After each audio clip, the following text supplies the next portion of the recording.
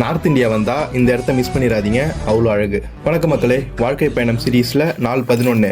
இன்றைக்கி நம்ம ஸ்பிட்டி வேலியில் இருக்கிற ஒரு சில இடங்களை எக்ஸ்ப்ளோர் பண்ண போகிறோம். வாங்க கிளம்பலாம். ஃபஸ்ட்டு நம்ம சீச்சம் பிரிட்ஜுக்கு தாங்க போக போகிறோம்.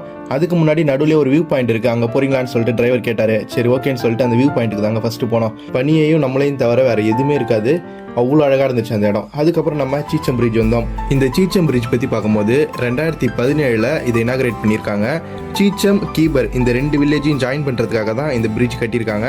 நம்ம வின்டர் டைமில் வந்ததுனால இந்த பிரிட்ஜுக்கு கீழே ஃபுல்லாகவே பனியாக இருந்துச்சுங்க. இதே நீங்கள் சம்மர் டைமில் வரும்போது இந்த பிரிட்ஜுக்கு கீழே தண்ணி ஓடும், பார்க்க அவ்வளோ அழகாக இருக்கும். இப்போயுமே பார்க்க அவ்வளோ அழகாக இருக்குங்க, நீங்களே பாருங்களேன்.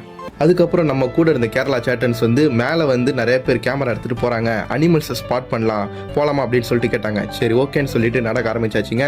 போய் பார்த்தா இந்த டிஸ்கவரி சேனலில் நம்ம பார்த்துருப்போம்ல, இந்த பெரிய பெரிய லென்ஸ்லாம் வச்சு கேமரா வச்சுக்கிட்டு அனிமல்ஸை ஷூட் பண்ணுவாங்கள்ல, அந்த மாதிரி நிறைய பேர் உட்காந்துருந்தாங்க. அவங்க கூட கொஞ்சம் நேரம் பேசிகிட்டு இருந்தோம். அதுக்கப்புறம் நாங்களும் ஒரு அரை மணி நேரம் வெயிட் பண்ணி பார்த்தோம் ஏதாச்சும் வருமானு சொல்லிட்டு. ஆனால் எந்த அனிமல்ஸுமே வராததுனால நாங்கள் பார்த்தீங்கன்னா இறங்கி வந்துட்டோம். ஸோ நெக்ஸ்ட்டு நம்ம கீ மானஸ்ட்ரி பார்க்க போகிறோம். அதை நம்ம நெக்ஸ்ட் வீடியோவில் பார்ப்போம். Until then signing off Anand Muruganandam. Tata பாய்.